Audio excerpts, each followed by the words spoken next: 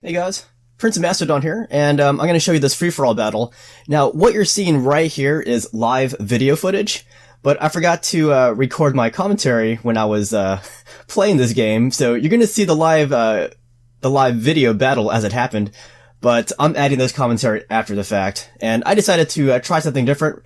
For my post-commentary, I'm going to use my face cam for the post-commentary. And I've done this before, but not with the live footage. I don't think. Live footage plus post-commentary, if you know what I mean. Oh, screw it. So yeah, it's a 4-player free-for-all, 5,000 denarii, no rules. So, very small armies. I'm next to the Scythians and the Egyptians, and the Seleucid player opposite me. And my plan was to take on the Seleucid player, because I didn't have the kind of army necessary to fight a skirmish army. And when I looked at the deployment, I was like, oh crap, that sucks. I wanted to take on the Seleucids first.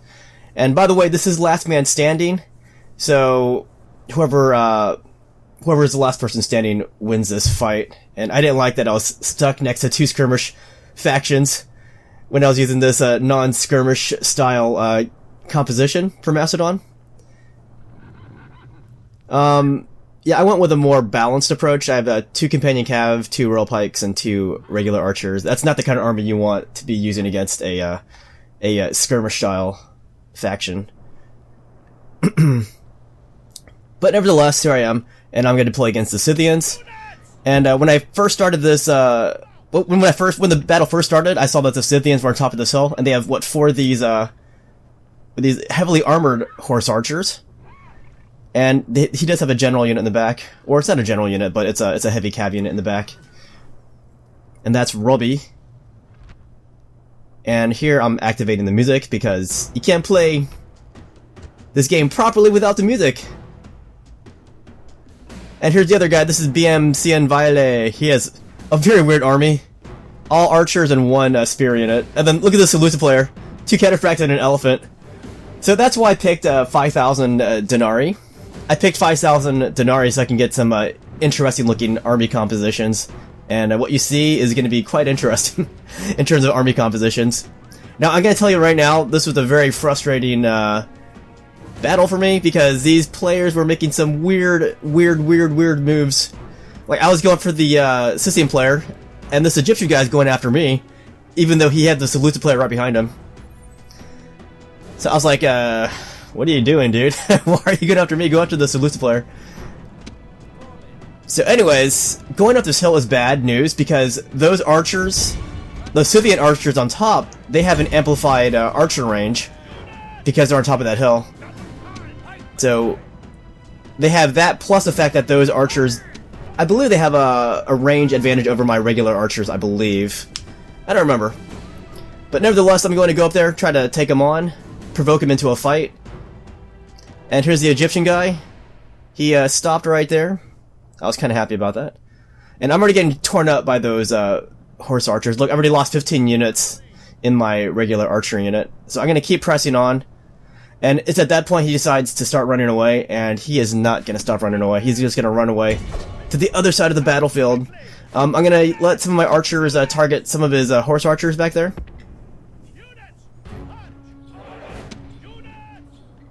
And I will kill some of them, not many. It wasn't worth losing all these archers chasing after those guys. I thought he would have surrounded me and tried to fight me, but no, he's not going to fight me at all. He's just going to run away to the other side of the map.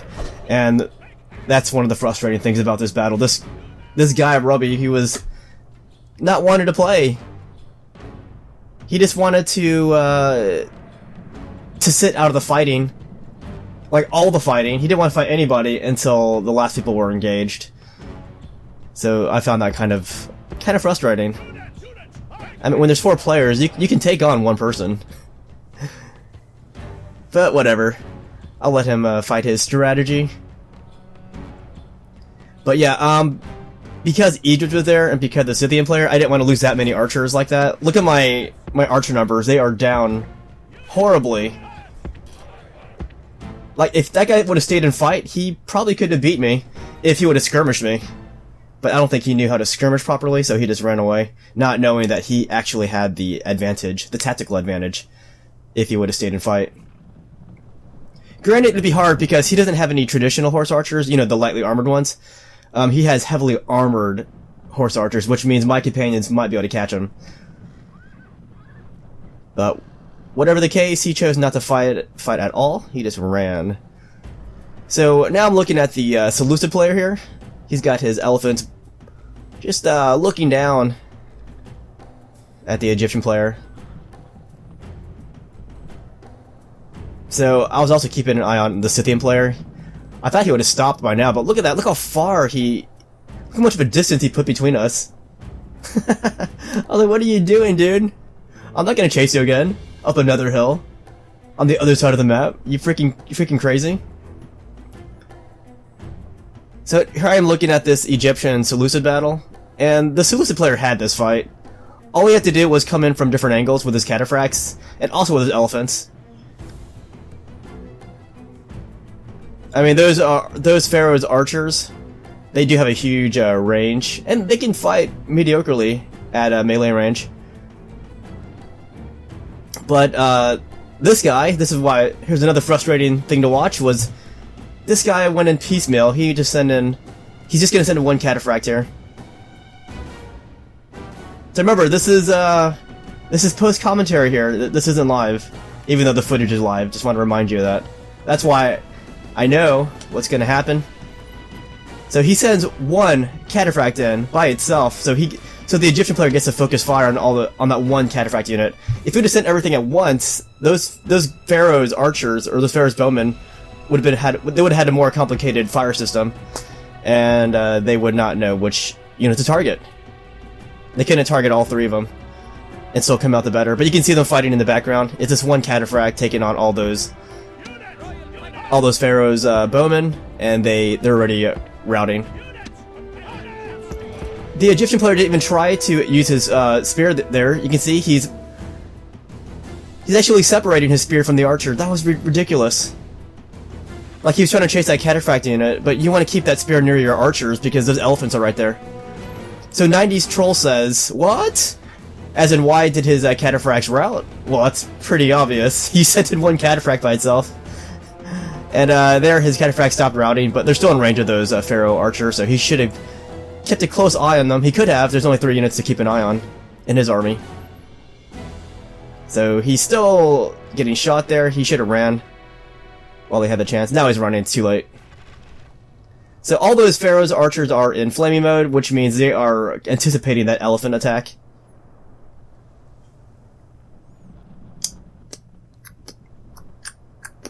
So look at the Scythian player. He's still moving away from me.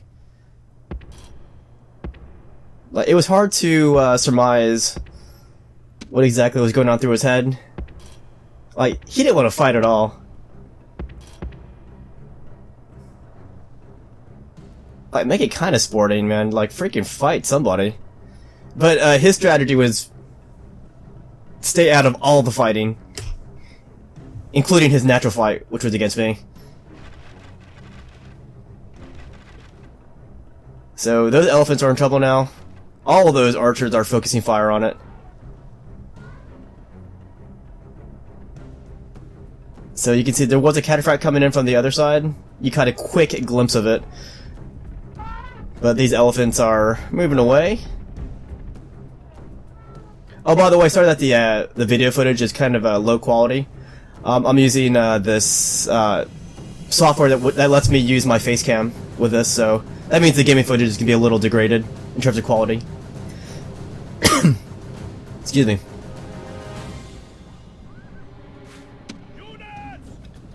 So, I decided that going after the Scythian player is going to just be hopeless.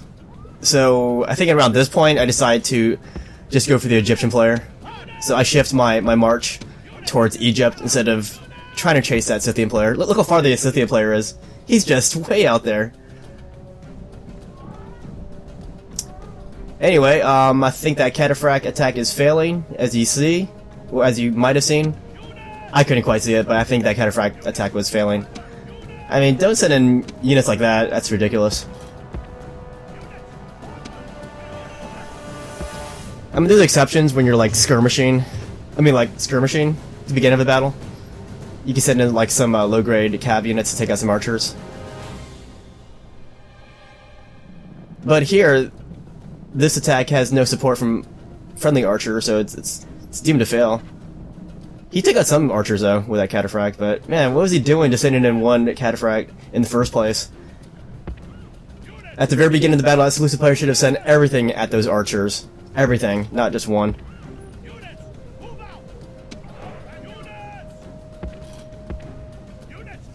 So yeah, I'm basically just watching like you guys, just kind of watching the fight. From a live footage perspective. And remember, I am the Macedonian player. I just want to remind you. And here's the Scythian player marching up another hill. He should change his name to King of the Hill because he has set up a throne on that imaginary kingdom, hill kingdom.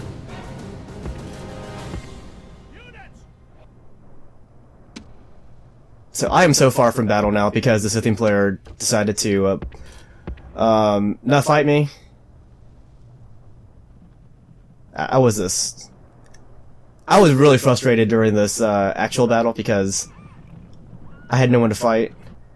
I mean, at last man standing, you don't need the most kills. You just need to be the last man standing. But it was still frustrating not to have an opponent. And having to find one. Having to hunt one down, march all the way across the battlefield to get him. So anyways, at around this point, the Seleucid player will just admit defeat. And that's going to be another frustrating thing. It's going to be any second now. Because he sees that there's a Scythian faction coming up on one flank, and he has the Egyptians on the other side. See him? See how he's getting sandwiched there? I wish I could have saved the Seleucid player from that predicament. I still would have killed him. But still, to be in that kind of situation, that's ridiculous. And here, 90s Troll, that's a Seleucid player, his connection was going kind of out, or something. I didn't kick him though, because he comes back. Yeah, always give people some time to reconnect. But 90s Troll is going to leave the game here. Like, really soon.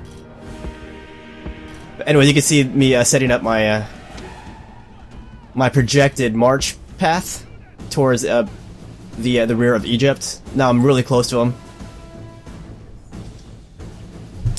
Bump, bump, ba-ba-da-ba-da, bump, bump, ba-ba-da-ba-da. Oh, by the way, Happy New Year's. I didn't really say that yet. One of my oh, you can see Troll admitted defeat. So his elephants and cataphracts are gone. It was last man standing. He totally could have stuck around and hoped that he would be the last man standing, but instead he just quit. If this is scored, maybe, but no. But yeah, one of my New Year's resolution was to read more military history books, because I kind of fell off of that the past half year. But yeah, I do want to read some more military history. There's this new book by, who is it? I think it was Jeff Champion, I think. Or Matt Taylor. I forgot. Anyways, some guy wrote a book about Antigonus the One-Eyed recently, and it just focuses on his military biography. And I totally want to read that book. Check it out. And there's a few other books too. I forgot what they were. But I totally want to check it out. I always get excited when someone writes a new book about a Macedonian, or even like a Seleucid or Ptolemaic commander, because I'm all about the Hellenistic rulers. Because as you know, the Seleucids and the Ptolemies were from the Macedonian line of rulers.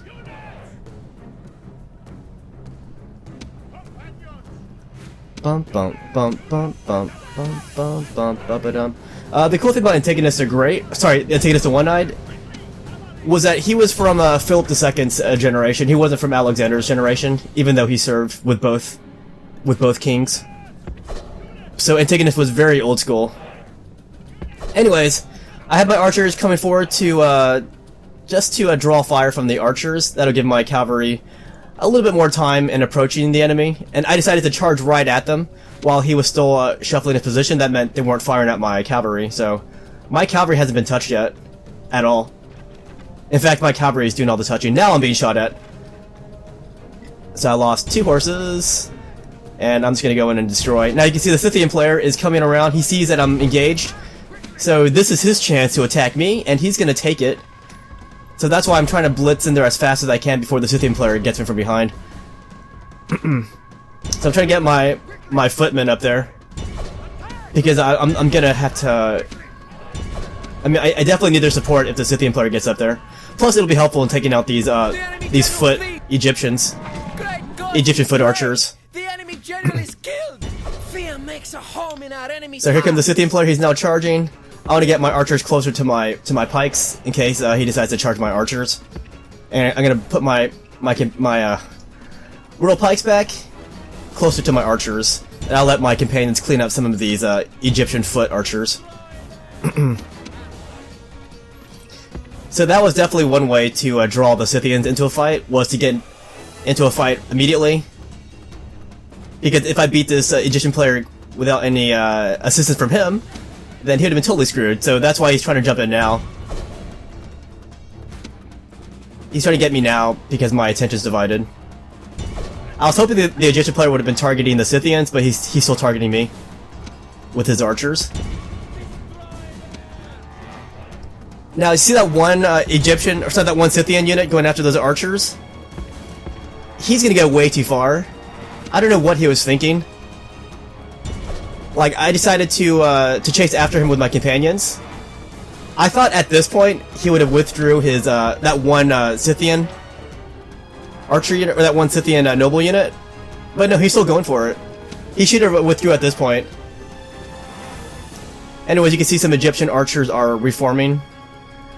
But yeah, look, at this point he should have ran, because that's not a light horse unit, that's a heavily armored unit, and he can't get away from my guys that well.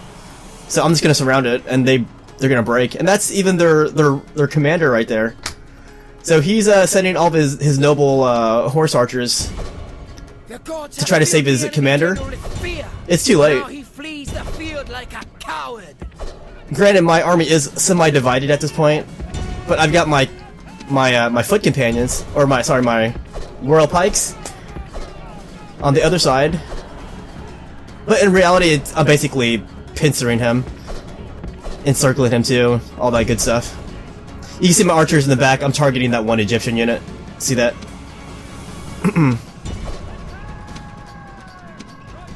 So I'm gonna get my royal pikes into phalanx formation.